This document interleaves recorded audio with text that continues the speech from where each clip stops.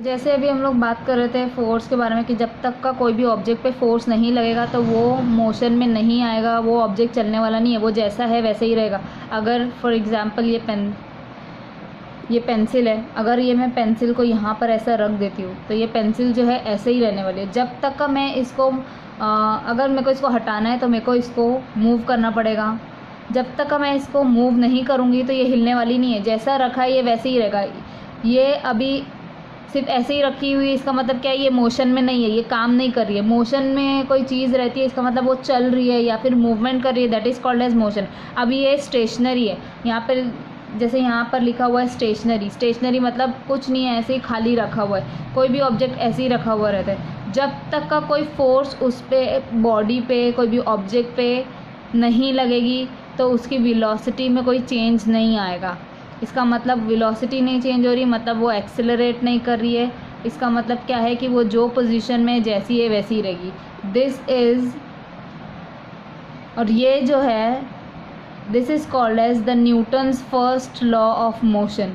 Newton एक science के एक बहुत ही बड़े साइंटिस्ट थे जिन्होंने मोशन के लॉज स्टेट किए हैं। अब उनका फर्स्ट लॉ ऑफ मोशन क्या कहता है कि जब तक का कोई भी ऑब्जेक्ट पे फोर्स नहीं लगेगी तो वो बॉडी मूव करने वाली नहीं है, वो जैसी है वैसी ही रहेगी। लेकिन अगर कोई बॉडी मोशन में है तो वो कंटिन्यू करेगी, उसी वेलोसिटी से सेम डायरेक्शन में चलते जाएगी, लेकिन उसके ऊपर फोर्स लगना चाहिए। अगर कोई बॉडी पे फोर्स नहीं लग रही है तो वो मूव नहीं करेगी। This is the first law of motion. अब यहाँ पे लास्ट टॉपिक जो है फोर्स, डिस्प्लेसमेंट और वर्क के बारे में है कि फोर्स, डिस्प्लेसमेंट ऑफ वर्क कैसे रिलेटेड है। अब यहाँ पे एक डायग्राम दिया हुआ है, ये एक लकड़ी का बॉक्स है, वुडन ब्लॉक है। ये ब्लॉक जो है इसको हम लोग यहाँ पे एक रस्सी से बांधे, यहाँ पे ये पुली है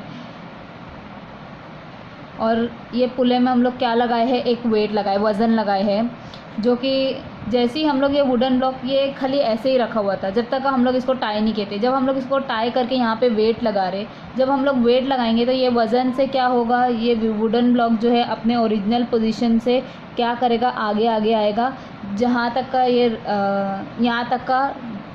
यहाँ तक का पहुँच जाएगा। क्यों? क्योंकि वेट लगा हुआ है। वेट की वजह से क्या है, ये वुडन ब्लॉक मूवमेंट कर रहा है। तो इसका मतलब क्या है, कुछ ना कुछ डिस्प्लेसमेंट हुआ है। ये वेट की वजह से क्या हुआ है, वेट जो है उसको क्या कर रहा है, वुडन ब्लॉक को खींच रहा है, मतलब कुछ तो भी फोर्स लगा रहा है, उसके ऊपर फोर्स लगा रहा है। इसके लिए ये ऑब्जेक्ट क्या है, मूव कर रहा है। तो इसका मतलब क्या है कि कुछ ना कुछ तो काम हो रहा है। अगर डिस्प्लेसमेंट हुआ, ऑब्जेक्ट मूव हुआ, तो इसका मतलब क्या है कि काम हुआ, वर्क हुआ। तो this is called as work. और वर्क जो है वो डिस्प्लेसमेंट और फोर्स पे डिपेंडेंट है। जब तक का फोर्स नहीं लगाओगे कोई भी चीज़ पे, कोई भी ऑब्जेक्ट पे, तो वो मूव नहीं करेगा तो मतलब डिस्प्लेसमेंट नहीं होगा तो इसका मतलब काम नहीं होगा, वर्क नहीं होगा। तो वर्क अगर हम लोग को मालूम करना है, अगर हम लोग कोई बोल रहे हैं कि यहाँ पे पता करके बताओ वर्क हो रहा है कि नहीं, तो वो वर्क हम लोग कैसे फाइंड करेंगे, फोर्स और डिस्प्लेसमेंट के बिहाफ पे, कितना डिस्प्लेसमेंट हुआ है और कितना फोर्स लगी है उस पर, तो वो हम लोग को बताएगा वर्क। इसी तरीके से यहाँ पे वर्क का फॉर्मूला दिया हुआ है, work done by the force is equal to force applied to the body multiply by the displacement of the body. इसका मतलब सिंपल टर्म्स में मैं यहाँ पे बताती हूँ। ये जो यहाँ पे लिखा हुआ है W मतलब work is equal to force multiply by displacement.